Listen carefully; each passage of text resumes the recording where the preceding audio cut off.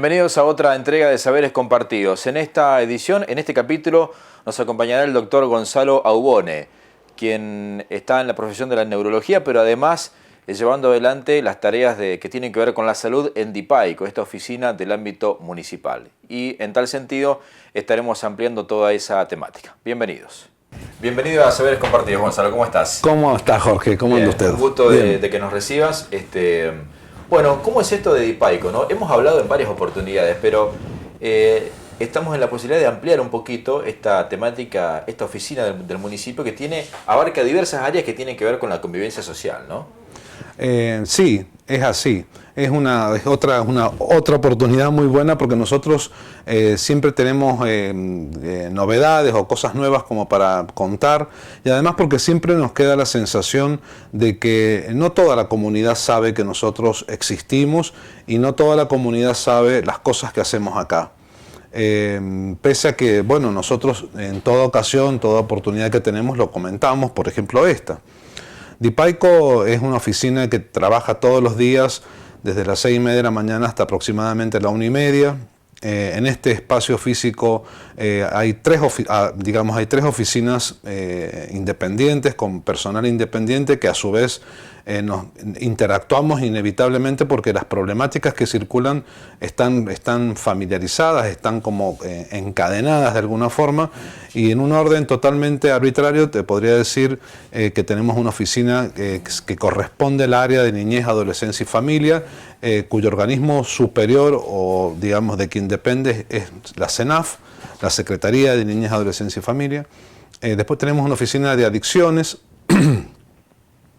que está a cargo de todo lo que tenga que ver con los chicos chicos o adultos o sujetos que puedan estar con alguna problemática que tengan con el consumo de sustancias. Y por último, una oficina de violencia familiar y de género, que sería la tercera de estas oficinas.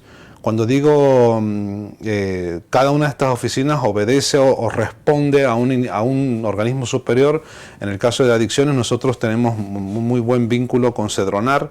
Digamos que próximamente estamos por lanzar un programa por el cual hemos podido adherir y que estamos dándole los últimos detalles para presentar ante la Cedronar. Hemos avanzado bastante, falta estos detalles como para que lo aprueben.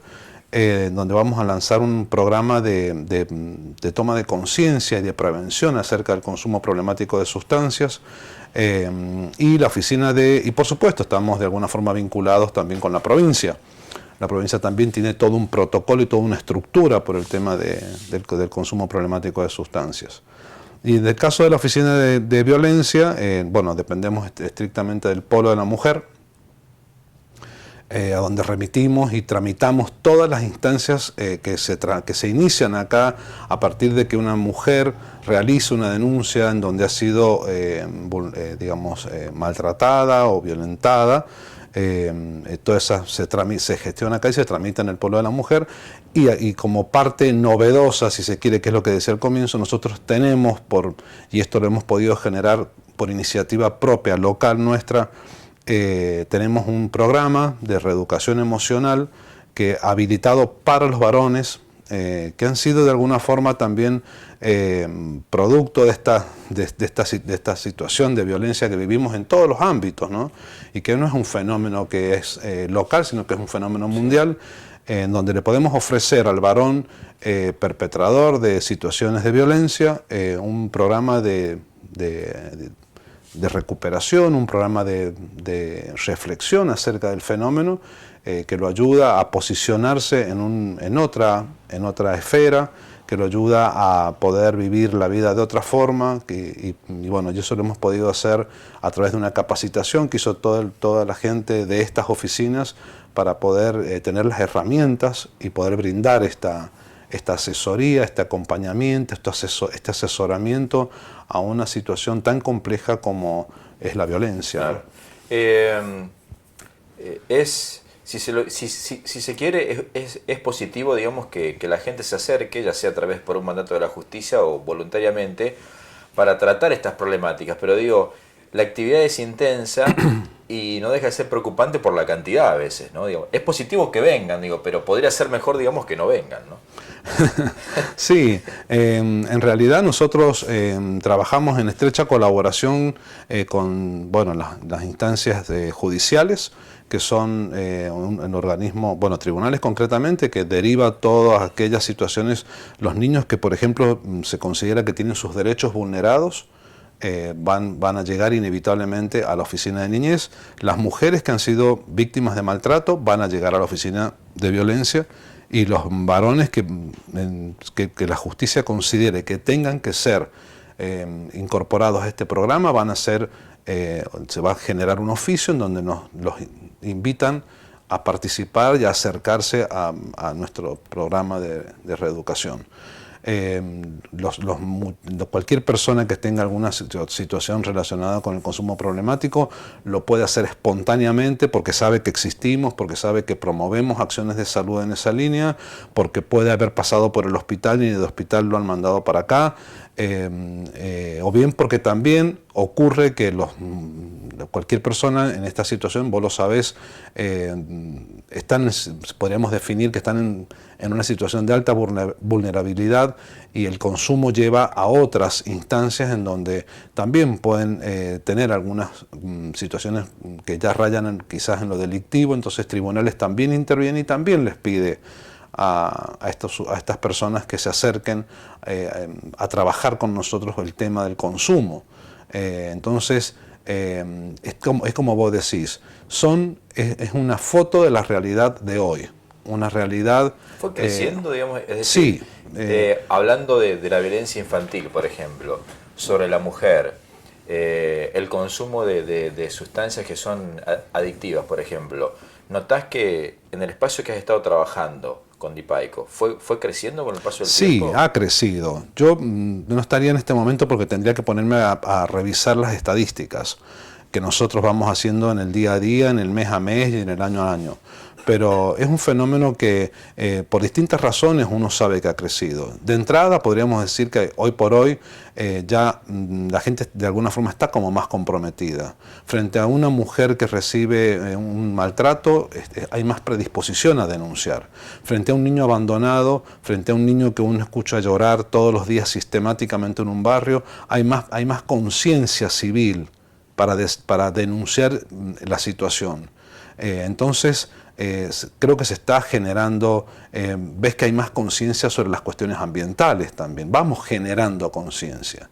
Y estos espacios que ustedes, digamos, gentilmente ofrecen, también tienen que servir para eso, para que yo cuente lo que hacemos y para que se replique la idea de que cualquier persona que atraviesa cualquier situación donde los derechos estén vulnerados, sepan que hay un lugar donde se los puede escuchar, donde se pueden restituir esos derechos, donde se puede trabajar tanto con la persona que ha sido víctima, como también se puede trabajar con quien ha sido victimario, porque en el fondo son dos polos de situaciones que hay que trabajarlas y que las dos merecen ser ayudadas, ¿no es cierto? Porque nosotros miramos esto desde el no enjuiciamiento. Este no es un lugar para enjuiciar. Esto no es un lugar cargado de prejuicios. Esto es un lugar que trata de comprender la situación y darle a cada parte el trato, claro, que merece y que corresponde. Un tipo de contención, si se quiere. Exactamente. ¿No? Por ejemplo, posiblemente el tema de la violencia y demás se genera por diversos factores, pero si tuvieras que resumirlo en uno, por ejemplo, el tema de la falta de contención, ¿podría ser un factor importante? Quiero decir, en un chico que a lo mejor no vivió los valores fundamentales de chico, no tenía el padre, mamó, por ejemplo, violencia y después lo transmite cuando es grande, por ejemplo, ¿cómo lo analizan ustedes? Es inevitable. Nosotros todas las personas que uno entrevista, de alguna forma hace, digamos, una anamnesis, el equivalente a la anamnesis que uno hace y que pregunta cuando un paciente va a consultar. Acá también hay una anamnesis privada, una entrevista de admisión, en donde hay una serie de preguntas para tratar de ir conociendo a la persona. Y sí, la violencia es un hecho aprendido. No somos violentos por naturaleza, aprendemos a ser violentos. miramos, copiamos, vemos y ejecutamos violencia a partir de lo que nos ha tocado como sujetos en un determinado ambiente y ante un determinado otro. El otro está representado por un papá, una mamá, un hermano, un núcleo familiar que de alguna forma han ejercido fenómenos de violencia que finalmente te han impregnado. En esto, digamos, hay situaciones claramente en donde hoy por hoy sabemos que el ambiente, lo que vendría siendo la epigenética, que estaría por arriba de la genética, es tan poderosa como la genética. Yo puedo estar genéticamente, entre comillas, dañado y voy a tener algo. Y puedo estar genéticamente sano, pero si la epigenética, el ambiente que me rodea, es tóxico, claro, tengo altas chances de terminar teniendo alguna dificultad, en este caso en el ámbito de lo social. Lo social, que ayer lo decía desde otro lugar, marca el cerebro. Lo social condiciona el desarrollo del cerebro, eso está plenamente comprobado. ¿Y qué es lo social? Lo social arranca en la concepción, lo social arranca en el acunamiento del bebé, lo social arranca en el contacto de la mamá con el bebé, en la forma en que la madre lo amamanta. Eso ya es social, en la forma, en lo gestual y en la velocidad o en el que le imprime la mamá cuando lo está cambiando. Entonces, si puede haber una forma de dar de mamar violenta, puede haberla, y no sé si con la violencia que uno, con el concepto de violencia que uno lo entiende, pero puede estar apurada la mamá, puede estar acelerada, puede estar enojada. ¿Eso lo percibe el bebé? Lo percibe. Entonces ya arranca una vida que, ¿no es cierto? Y sin ese ambiente además hay otras situaciones que generan vulneración, que lo tornan vulnerable. Puede haber falta de recursos, puede haber pobreza, puede haber marginalidad, puede haber alcoholismo, puede haber, digamos, desacuerdos vinculares. Entonces se va como, digamos, generando un ambiente, digamos, no favorable para el desarrollo del sujeto. Este análisis que haces indudablemente conlleva a ver la problemática desde varios abordajes. La neurología, por ejemplo, en tu caso, y también el trabajador social, el psicólogo. Exacto, por eso lo que nosotros trabajamos acá, nunca lo trabajamos unipersonalmente. Todos los talleres que nosotros llevamos adelante, que son varios, los talleres que hacemos con estos talleres de reeducación emocional para varones, que vale la pena decirlo, somos somos el único municipio del interior de Córdoba que lo tiene. Está bueno saberlo eso, porque eso ha significado un esfuerzo, ha significado una puesta en marcha de un recurso que no estaba, ha significado capacitación. Lo hacemos con una trabajadora social. Las chicas de Lazos, cuando dan un taller para que la mamá comprenda esto que decía recién, de cómo conectarse saludablemente con su hijo, dan un taller que se llama Lazos, en donde le enseñan y le dan una serie de estrategias. Lo hacen de a dos. Cuando trabajamos, cuando hicimos un taller y lo tenemos vigente para padres de hijos que tengan algún conflicto con la ley penal, lo hacemos de a dos, porque siempre la mirada y la transdisciplina y la interdisciplina enriquecen todo lo que haces. Entonces, y además porque sabemos que cuando uno dice cualquier cosa, que todo lo que circula por acá, por cualquiera de las 3 oficinas, te puedo asegurar que de una u otra forma todos tenemos que ver con lo que está pasando ahí. Lo social es así, es inevitable. Y digo más, y se entrecruza con la educación. Cuando vos recién me preguntabas cuál sería el sustrato o cuál sería lo educativo. Lo educativo, pero la educación académica, que es la que recibimos todos en la escuela, en el jardín, y la otra educación. La educación no formal, la que vos necesitas que te den y que yo intenté ejemplificar en la educación emocional que tiene que tener la mamá desde el momento diría yo, hasta desde antes, desde la concepción. Claro, exacto. Entonces hay, que también trabajamos, porque para eso hemos ido a las guarderías a sentarnos en las salitas, mientras el grupo de docentes atiende a los niños que están en la guardería, nosotros hemos estado con los padres de esos niños tratando de acercar herramientas para que se den cuenta y ellos puedan además poner en palabras lo que les preocupa, cómo se trabaja con los límites, qué hacer con esto, qué hacer cuando se quiere quedar en la cama y no quiere irse, qué hacer cuando llora de noche. Bueno, a eso hemos ido para tratar de acercar herramientas y que ellos puedan darles herramientas para esta cuestión de la educación, digamos, no formal. Porque, bueno, la educación formal sabemos que transcurre en las aulas. Bueno, este aspecto de la educación emocional, que no está a cargo de nadie y que a veces la familia, al no haber sido tampoco receptora de esa educación, porque la verdad que por ahí pasa por ahí eso, es toda ¿no? una cadena Es también. toda una cadena.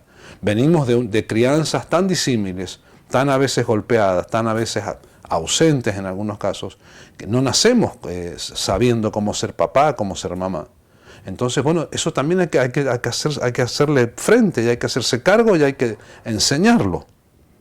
Entonces también estamos en esa línea, también tratando de dar herramientas para que eso mejore, porque sabemos que el cerebro es un órgano social que va a crecer y se va a desarrollar en toda su potencialidad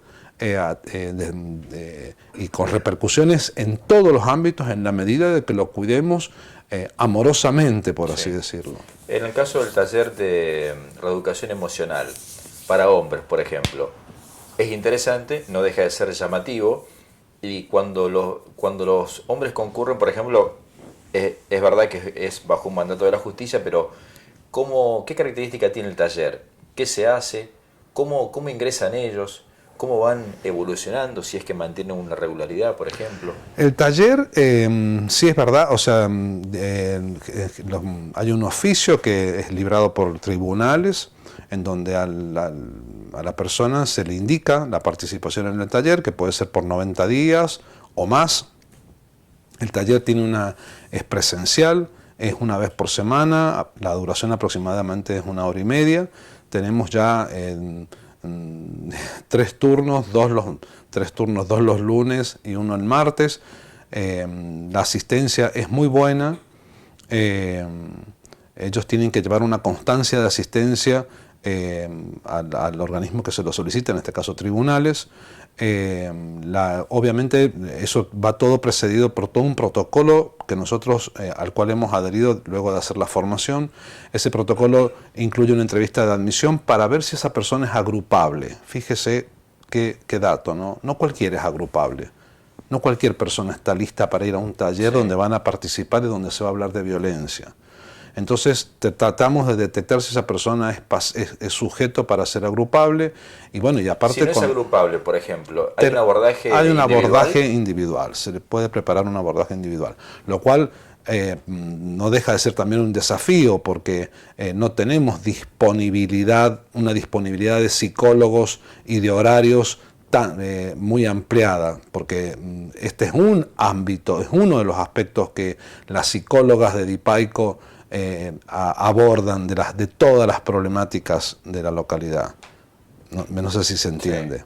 Entonces, una vez que se hace esa entrevista de admisión, donde además se conocen otros aspectos de la vida del sujeto, se incorpora al taller y obviamente el taller es como cuando uno, digamos, va a pasar por distintas etapas que tienen que ver con poder adecuarse a la forma en que trabaja el taller. Cada individuo tiene su tiempo, hay que pedir la palabra para avalar, los diálogos se pueden dar y el taller tiene una dinámica que nosotros vamos preparando en el día a día y te puedo asegurar que da resultados. Da resultados que, bueno,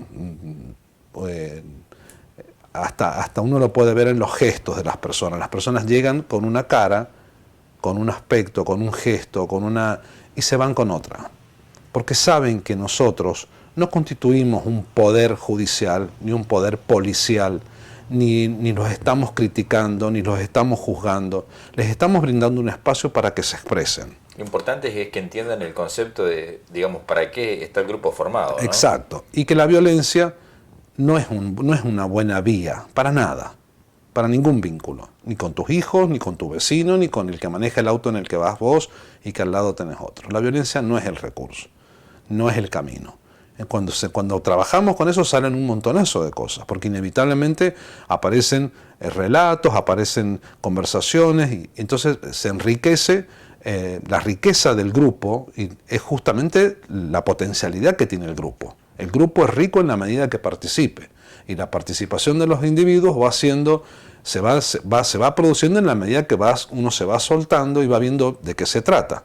Entonces, en la medida que va transitando su permanencia en el grupo, se va haciendo cada vez más positiva la... Se encuentran con casos diversos en el sentido de que, por ejemplo, hay personas que a lo mejor pueden tener una tendencia a la violencia por naturaleza, a lo mejor, o por naturaleza, porque lo han aprendido desde chicos, o aquellos que a lo mejor circunstancialmente fueron protagonistas de un hecho violento, pero único, por ejemplo. No obstante, fueron alcanzados por la justicia por una denuncia. ¿Hay de esos casos, por ejemplo? Es decir, que hay gente que viene y se excusa o argumenta de por qué fue violento en cierta situación. El espectro es amplísimo, el espectro es muy amplio. Yo no podría dar precisiones porque eso sería como un tanto violatorio de un secreto, porque hay una cláusula del pacto, por así decirlo, que cumplimos todos los que participamos en el taller, que lo que se habla en el taller es privado y es solamente para los integrantes del taller. Pero el espectro de posibilidades de lo que transcurre es enorme. Y por supuesto hay personas con un único episodio de violencia, hay personas que la violencia está vinculada a situaciones, digamos, familiares, a situaciones coyunturales, a situaciones económicas, a situaciones de consumo.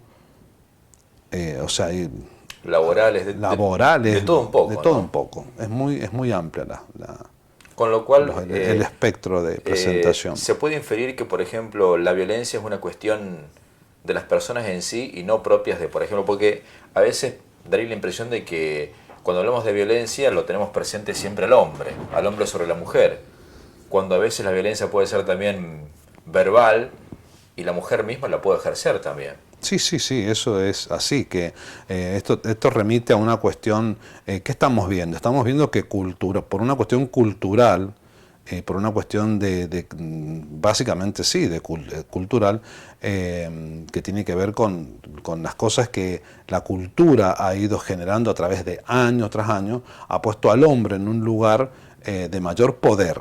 Y eso lo ha constituido un macho con un poder hegemónico, que bueno, lamentablemente no, el poder es algo que hay que saber manejar y quizás tampoco nos enseñaron emocionalmente a manejarlo y nos han dado pautas de que muchas veces por ahí lo pueden haber escuchado, que el varón tiene que cumplir para ser varón con un protocolo, y cuando uno se pone a analizarlo, hoy por hoy ese protocolo ya cambió, hay pautas que eran del pasado. Probablemente mi abuelo no cambió nunca un pañal, yo claro que lo cambié. Y los varones que vengan seguramente los van a cambiar. Y eso no los hace menos varones, por decir un ejemplo.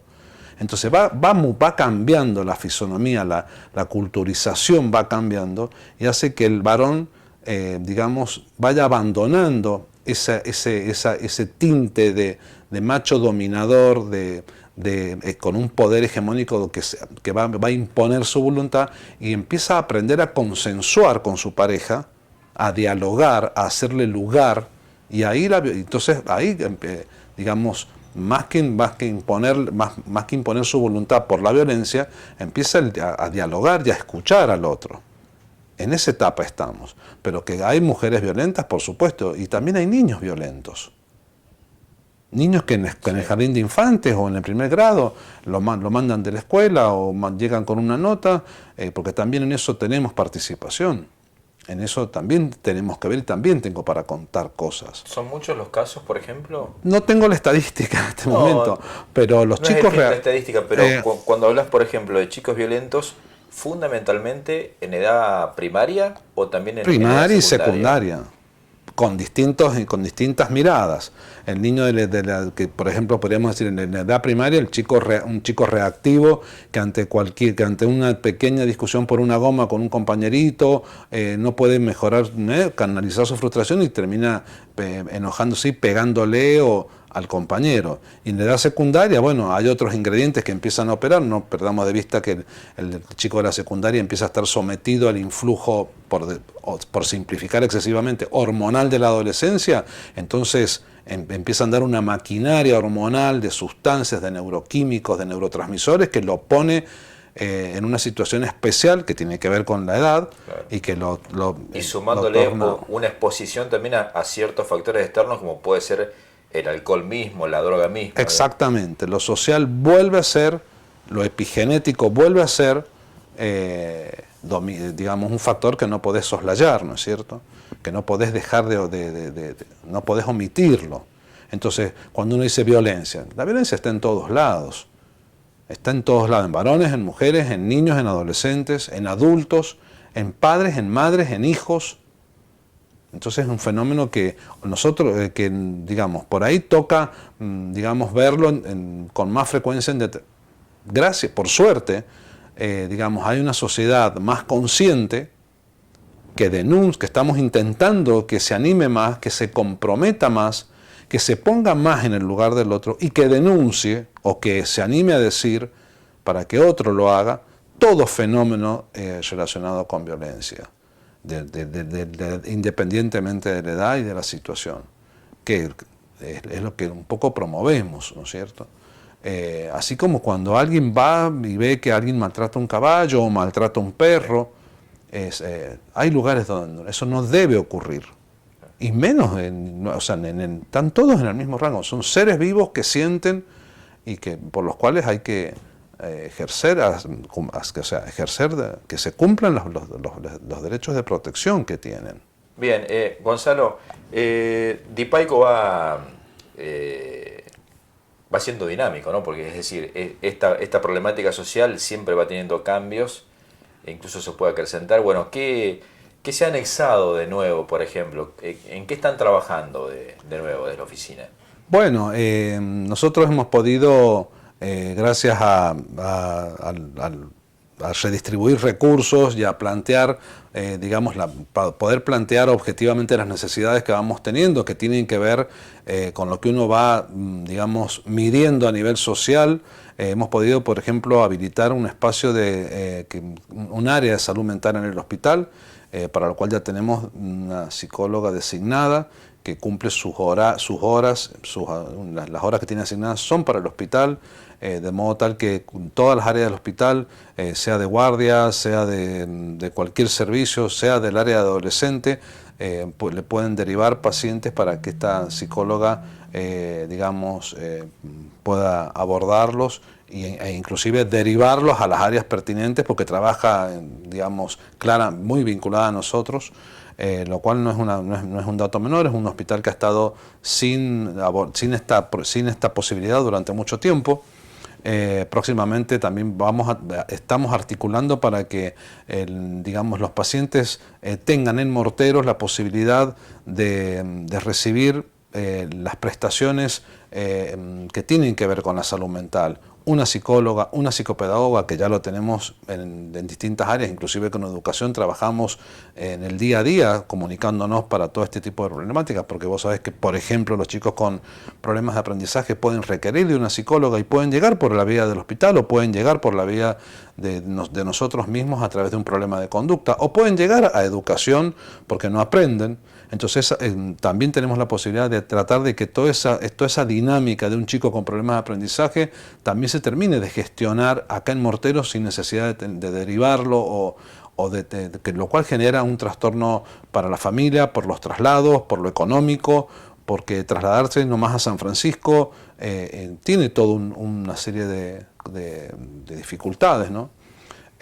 Vamos a incorporar esto que te decía con respecto a los programas de la Cedronar, con lo cual hemos firmado una carta de compromiso cuando vino Cedronar.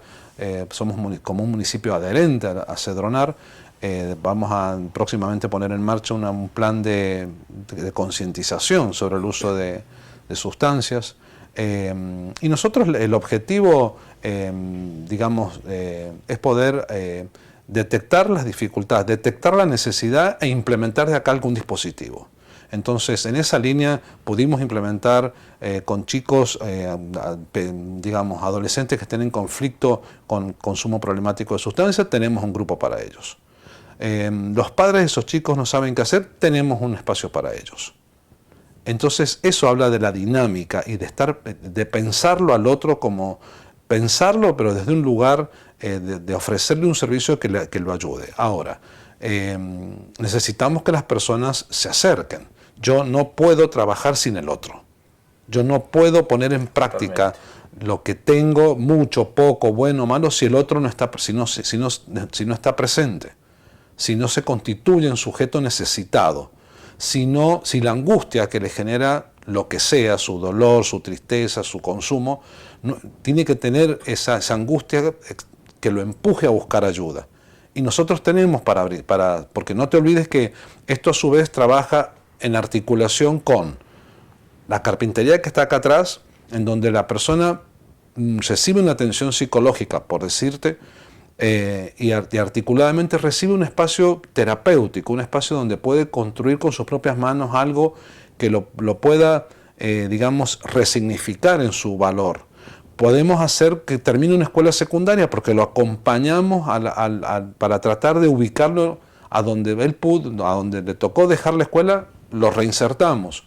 Estamos ahí de poder, digamos, gestionar un espacio para que tenga si no le gusta la carpintería, que pueda acceder a una huerta. Entonces, seguir siempre pensando al otro en su necesidad es una tarea que uno la piensa, y bueno, y hay otras posibilidades que vamos a ir implementando, tratando de ir haciéndolo en estos contextos que son un tanto nacional y mundialmente restrictivos, donde el recurso humano tiene que estar capacitado. Capacitarse también tiene su costo, tiene su trabajo, ¿no es cierto? Pero hoy por hoy te diría que estamos tratando de conseguir, y con hechos se va demostrando de que una persona, un ciudadano de Morteros, desde que nace hasta que llega a la tercera edad, tiene Morteros y va a tener los dispositivos que tengan que ver con su salud, tanto física como mental o emocional. Va a tener dispositivos regionales, locales, de ayuda, de contención, de abordaje, que son los que necesitas para tener una vida plena, una vida saludable. Ese es un poco el desafío, ¿no es cierto? Que de alguna forma para nosotros vendría siendo como una política de Estado que pone al sujeto como eje, como objetivo, como eje del plan de un gobierno. Yo conozco perfectamente bien al intendente porque además de ser colegas somos amigos y sé el valor que él le da al ser humano.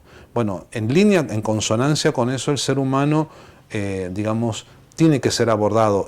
Cuando yo digo el otro, me refiero al otro que es, digamos, el ciudadano común, la persona que necesita. Bueno, una política de Estado centrada en el otro habla de todo esto que nosotros intentamos hacer acá para acercarle servicios, para acercarle bienestar, y necesitamos, digamos, difundir todo esto, replicarlo, para que, bueno, que sepa que existimos y que estamos a su disposición, que ese es el servicio que hoy por hoy un gobierno tiene que ofrecer, ponerse al servicio de quien lo ha transitoriamente designado en un rol. De modo tal que estamos siempre a disposición en los horarios que todo el mundo conoce. Aplicando un poco de empatía también, si se quiere, ¿no? Es otro de las cosas que hay que profundizar y que hay que cultivar, ¿no es cierto? La empatía, la solidaridad, la cooperación, ponerse verdaderamente en los zapatos del otro. No es que no haya, digamos, pero si hubiera un poquito más, digamos, estaríamos un poco mejor. Estaríamos también. un poco mejor, y fíjate que ayer lanzábamos esta mesa intersectorial que fue convocada también desde el municipio, y lo hacíamos ayer desde el punto digital.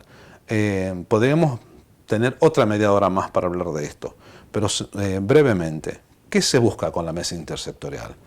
Contar brevemente lo que ya hacemos, que es lo que hemos hecho acá, y decir a la comunidad: ¿me das una mano? ¿En qué me la podés dar?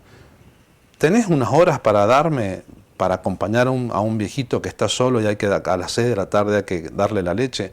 ¿Tenés dinero para donarme? ¿Tenés algo voluntariamente para acompañarme a recorrer una zona que está carenciada? Esa es la mesa intersectorial, tiene esa función, generar conciencia, generar un cambio cultural para que la sociedad se dé cuenta que no se trata de salvarnos individualmente, se trata de salvarnos todos.